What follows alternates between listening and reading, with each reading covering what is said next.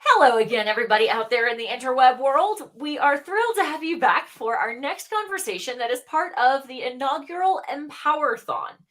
It's the first fundraiser that we're hosting to help get the Parent Tween Foundation up and running. So before I go any further, I want to say a heartfelt thank you, Carrie, for being here. For when I threw out the request looking for speakers who have experience in supporting families with teens and tweens, you said, yes, I'm in. How can I participate? And I'm particularly interested in the topic today. But before we get to that, for those of you who are tuning in, if you've never heard of Parent Tween Foundation, the Parent Tween Foundation is the non-profitable charitable leg of the Parent Tween Connection. What's Parent Tween Connection? We're where parents go when they don't know where to go. If you're like, hey, I need to find an SAT coach, or hey, I need to find a parent coach, or whatever to help you or help your family, we're the place to find them. And the Parent Tween Foundation is geared toward helping to bridge the financial gap that so frequently exists between families and the professionals who can help them. So because this is a fundraiser, Carrie is offering her time today as a donation to us and asking you to say, hey, if you find value out of what you hear, the best way to say thank you at the end is going to be with a donation. We'll talk about that down the road. Quick housekeeping tip, and then we're going to talk executive functions. We are broadcasting live to our private Facebook group, Parent Tween Connection. If you haven't joined us, come on over. I do have it open on the other monitor so I can pay attention to questions. But we're also live to YouTube and LinkedIn. So if you've got questions there, comment on them, and we'll circle Carrie back to answer them. So Carrie, hi, and thank you so much for being here. Hello, I'm so glad to join you. Thanks for having me. Absolutely. So y'all, check this out. Carrie was a teacher for 14 years. She dealt with those pesky things known as preteens and teens in the middle school and high school level. She says that she was actually dealing or teaching executive functions before she even realized what executive functions were. She's now not in the classroom, but she's an adjunct, I should say middle and high school, but she's an adjunct professor at University of Portland, and she's an executive function coach. So, Carrie, we're hearing so much about SEL, social emotional learning. We're hearing a lot of conversations about ADHD and autism and Asperger's, or whatever the appropriate terms are. And there's an array of things that come in with neurodivergencies. Right. But so many of those neurodivergencies struggle with executive functions. They do indeed. How about we start with the basic? What the heck is executive function for those who don't know the term? Yes, well, thank you. I'm so glad you asked. That's definitely the good place to start. When I talk about executive function, by the way, I don't love the term. I wish there were something else.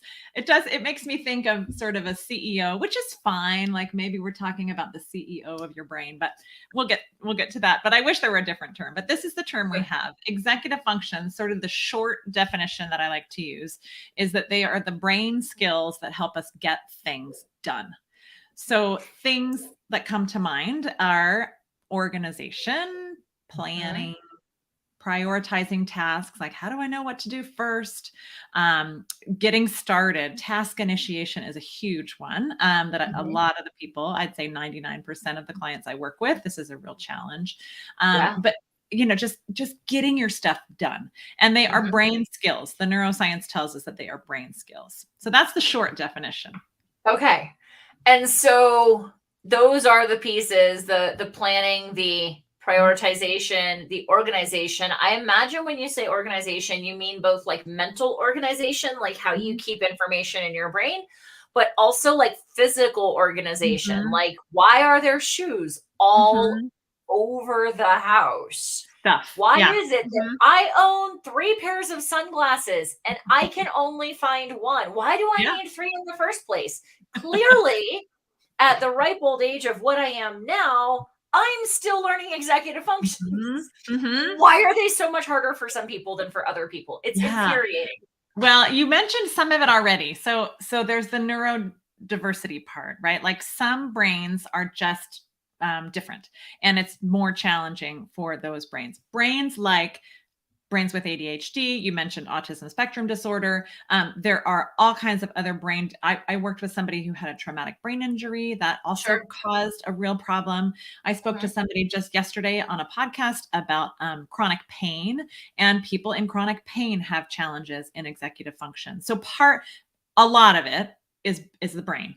Another piece of that is that brains don't develop quickly. And so when we're talking about teens and tweens, like you are, I'm sure that you've talked about this with other guests before, but the neuroscience sort of says that the brain is fully grown up, like a fully developed brain, not until like late 20s. So it used to be like 25. I think it's starting to inch towards 30, age 30. So like part of it is just developmental. For kids, some of it is both developmental, that their brain is not quite ready yet and it's still growing, and they have brain differences that make it a real challenge. I will say one more thing is that I think that some brains just don't match up with like traditional school or a traditional desk job. And so that makes it much harder for those types of brains than others. Okay. So what you're saying is it's a little bit of nature and time for nurture.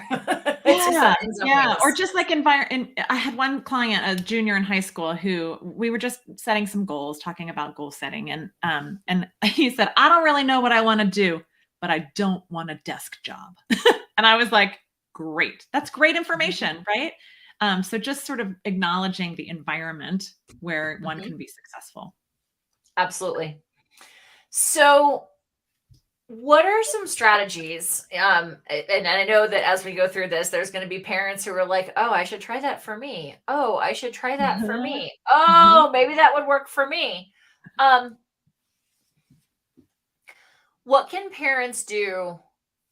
Because I mean, yes, we're going to have some teachers listening for sure, but a lot of our audience is parents themselves who are in the home with their kids. What can parents do to help their kids? By the way, we've got a couple of comments. Good stuff. And yes, and yes, some more and great explanations and considerations. So we're on to something here. Thank you for tuning in. Good. So I will think. So my friend, go ahead.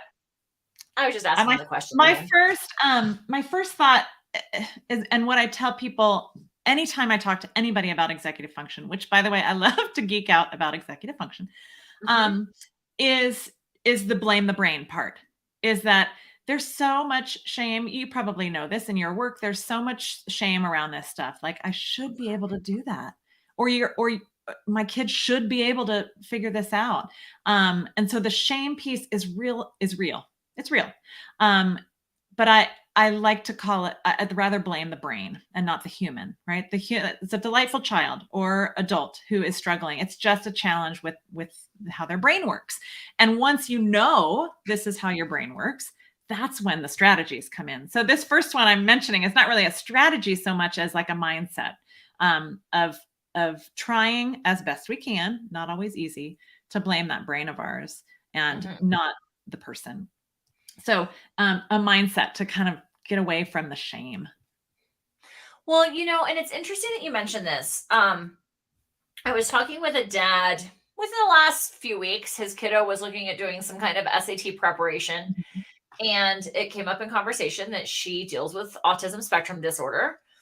And he said that he engages with a lot of parents who are very reluctant to either seek a diagnosis or to own it, if you will, or like to accept a diagnosis, because the perception is that the diagnosis means you're broken.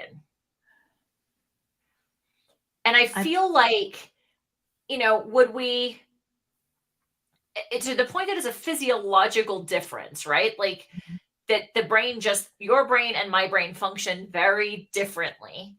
Right. It's no different than like your legs and my legs. Like maybe you're a competitive marathoner and your body is built to be a marathoner and mine is not. Like we don't have the same stigma about like, well, you're not a marathoner, so like you should be a marithoner to our kids. I mean, it's like glasses too, right? Like my eyes need glasses. Right. Yeah. I mean, there is, I know that there is a stigma. associated with any of these learning differences or brain differences. One of my goals, in addition to teaching people about executive function, is to, I don't know if remove the stigma, but at least make it so that, like you said, owning it, this is how my brain works, and not being such a negative thing. I feel like even if not a specific diagnosis, but I feel like more information is always better. Correct. So Yeah. I have the information about myself, my brain, my body, my legs, my eyes, whatever. It's always better. But I totally get it. I totally get it. That you draw the analogy to, it's like glasses. If you need glasses, it's not like, well, your eyes should work better. You should be able to see this. Like, if you can't, we take our kid to the optometrist, we find out that they need corrective lenses, and we pay way more for glasses than we'd like to, right, knowing that a child who is probably just going to lose them or stomp on them or whatever, which circles back to executive function. Hey, I was just going to say the same thing. Yes. Okay, so blame the brain, number one. Take that mindset of like, look, it's just a physiological difference. It's just what is. It's not good, bad, or indifferent. It's just different. Right. Learn more about how the brain works. Right. Where do we go from there? Yeah. Well, then at this point, this is when people are like, okay, Carrie, but let's have some more concrete stuff to work on. So one of my favorite things to talk about is, so the way that brains with executive function challenges have challenges in lots and lots of different areas. We talked about planning. We talked about organization. Another one that we haven't mentioned yet is time. So time is weird, right? I mean, sometimes time feels real slow, and sometimes it feels really fast. And so time is a great place to introduce this idea, which I call make the invisible visible. And this is true for time. So whenever possible, to be able to put something in your face. And in this case, maybe it's a clock, and maybe it's an analog clock. In fact, I prefer an analog clock because it shows the passing of time. Right. So that's just like one little way about making the invisible visible. Other things too, like if we forget things. Working memory is another executive function. So being able to sort of remember short-term things, keep things front of mind. So that's where lists come in, checklists, or I have my little sticky note to-do list on my desk, or a whiteboard, or a notebook, or look at yours. If for any of you who are listening down the road to the podcast version of this and you don't see the video, I am holding up probably 15 sticky notes of all the things I need to do that have been collecting for like 2 weeks, but they'll get done eventually. Right. Well, what you're doing, Clarissa, with all those 15 sticky notes is you're making the invisible visible. You're taking the thing out of your head and putting it in your face so that you remember it. Now, stacked on top of one another, maybe it's not quite as visible as it once was. But that's the strategy, right?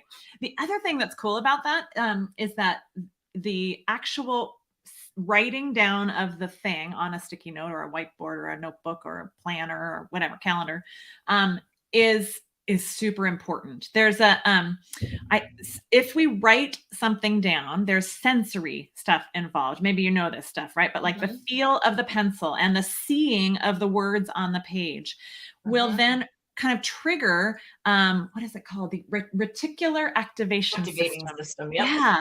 And which means that then our brain will be on the lookout for ways to accomplish those goals. Super cool. Brains are so cool. So that's just one thing. Keep stuff in your face. Make the invisible. So I'm going to toss out a couple other shout outs to some of the other conversations we've had about Empowerthon.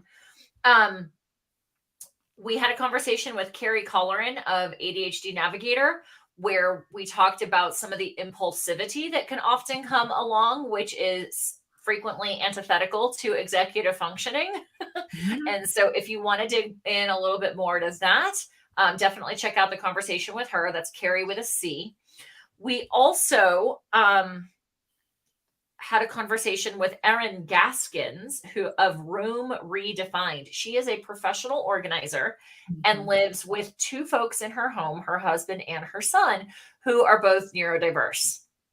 And so she gave some really good insight about organization when you have ADHD. Mm-hmm. And one of the things that she said, to your point of making the invisible visible, is she took closet doors off because kids Mm-hmm. can't see in the closet. Like if it's closed, it doesn't exist. The out of sight, like this is where out of sight, out of mind came from, Totally. right? Mm-hmm. She also mentioned like that her kiddo doesn't have a drawer or a bureau, like a dresser drawers, because they close and Mm-hmm. he can't see what's behind them. So he Yeah. uses a stacker that has clear bins. Mm-hmm. And she's like, honestly, we've had a few families or a few professionals talk about readjusting or reframing their expectations, right? Scotty Weintraub talked about, with reframe parenting, talked about reframing expectations. And Erin's point with regard to like laundry and clothing is, as long as he throws the underwear in one clear bin and the socks in another clear bin, she's like, I honestly don't give a rip if they're folded. If he wants to wear wrinkly clothing, that's fine. But at least he knows where the clean ones are and where the dirty ones are. And she said she literally at one point, she's like, my kid couldn't get his stuff, his laundry into a laundry basket.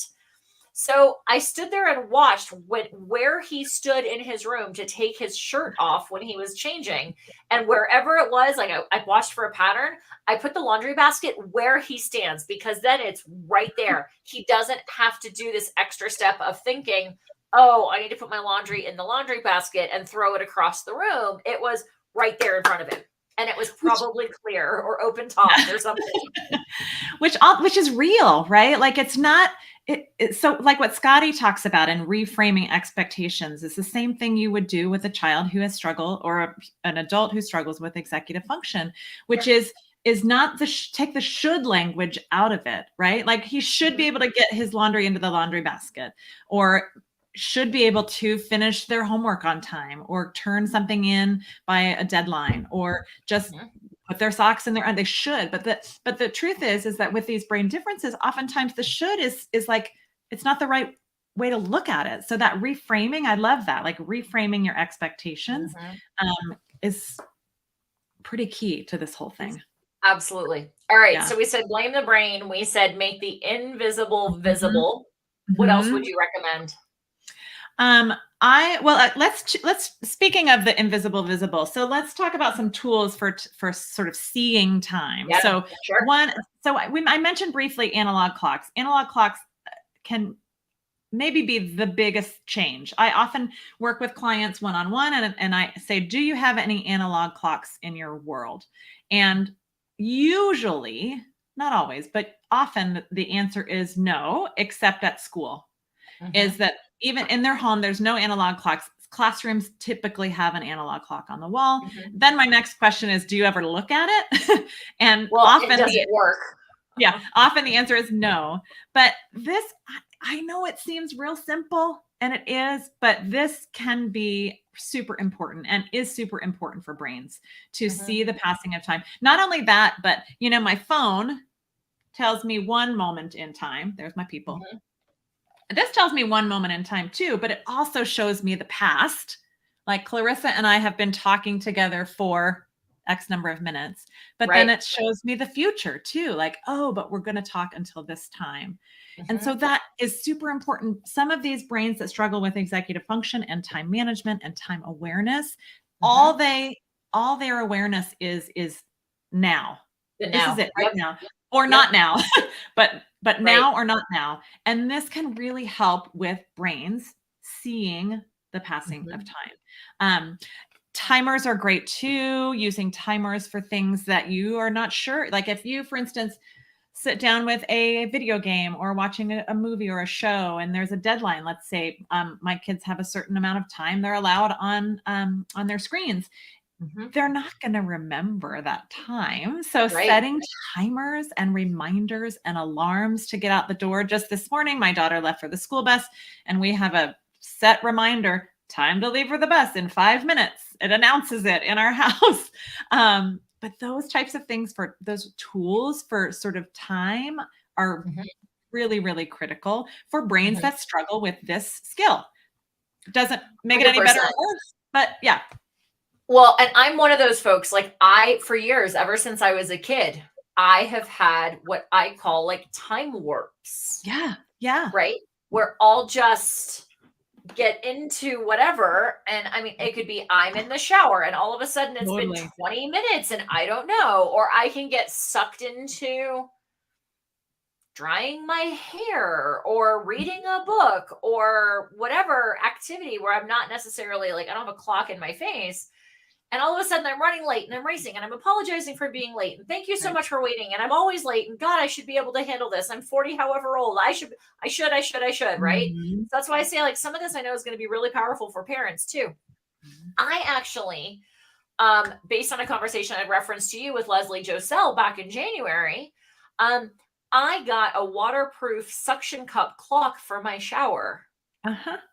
And They I exist. have, what's that? Uh-huh. They exist. Yeah. Shower So, clocks exist. yeah. And so Mhm. one of the things that she had said was that's really effective for kids with time blindness Mhm. when like if they just end up in the shower forever. And it's like if you need three Mhm. of them, you need to put one in the shower and you need to put one in the mirror and you need to put Yeah. one across from the toilet, right? Yeah. Like Oh, it has to if be you, in sight. yeah, It has to be in your face, right? Like you can't right. have it behind you. It has to be right here. I'm Yeah. telling you. And I Yeah. actually realized as well when she made that comment, I grew up reading analog clocks because digital Mhm. clocks weren't a thing quite yet. They weren't Yeah. as ubiquitous as they are now. Mhm. And I realized that even when I look at a digital clock, I see it in analog in my head. Like I just Great. like translate it. So if I see Mhm. that it's 10:38 in the morning, I'm like, oh, I have 20-ish minutes. Visualize it on the I clock. totally visualize Yeah. it on analog, so Yeah. it's fascinating to hear some of these themes. Like if Mhm. you hear the same thing coming from professionals who know the things, Mhm. do the things. So I'm Well, thrilled to hear here time. another thing to mention about this is another thing that I will say is after I say, do you have any analog clocks in your world? I say, in all seriousness, how comfortable are you telling time? Because Absolutely. a lot of kids say, not really, or I'm Mhm. real slow at it. So if there's like one little thing to work on, even over the summer, if your Yeah. child is not super strong, or you yourself are not super strong in telling time on an analog clock, work on that. That's a Yeah. great thing to work on. And it's tiny, which is another thing I like to teach, which is baby steps. Like this stuff can be taught, but it is not fast. Just baby steps, baby steps. That's a great baby Yeah. step to work on. Yeah. Awesome. Yeah. So, any other thoughts that you want to close out with? Like you've given us some very tangible, actionable ideas. Is there anything else that you're like, hey, this is a must do for somebody with maybe not time, but like organization or planning or Mhm. something like that? Any tips on that? Well, I guess this maybe is more of a little bit more of a mindset thing, similar to the no shame and the blame the brain. But I do think that there's something to be said for just pausing Mhm. occasionally. And then what I like to say, there's I don't know if you know Kendra Adachi. She's the what does she call herself? The lazy genius is a I how to be genius about the things that matter and lazy about the things that don't. Got it. Which I love. But she Yeah. has what she calls the magic question, which is basically what can I do now to make life easier later? And so asking yourself, and I sometimes call it be kind to future you. Think about Mhm. future you. And sometimes it takes Yeah. a pause to be like, okay, what could I do now that would make life easier later? Oh, I'll just go ahead and make that quick phone call. Or, oh, I have this 5-minute social studies assignment. Maybe I'll just do that real quick to make my life easier later. So thinking about future you, because a lot of the work on executive function is awareness, is just Right. the term is metacognition, which is like thinking about your thinking, but Yep. being aware, number one, that you have a challenge, and number two, that there are ways to deal with it, but sometimes it takes a pause to think about it. And that's developmental too. So like a It 10-year-old is. is going to really have a challenge with this, but that's Well, the goal. and especially because studies have shown that for kids who deal with neurodiversity, ADHD in particular, is Mhm. that their maturation process could be delayed by as much as a third of their chronological age. So if Right. you're looking at a 12-year-old and you're saying you should be able to do this. Why can't you do this? Your older brother, who doesn't have a neurodiversity, was able to do it by this Mhm. age. Or It's your a, it's younger brother can do it now. That's super frustrating for kids. It Mhm. totally is.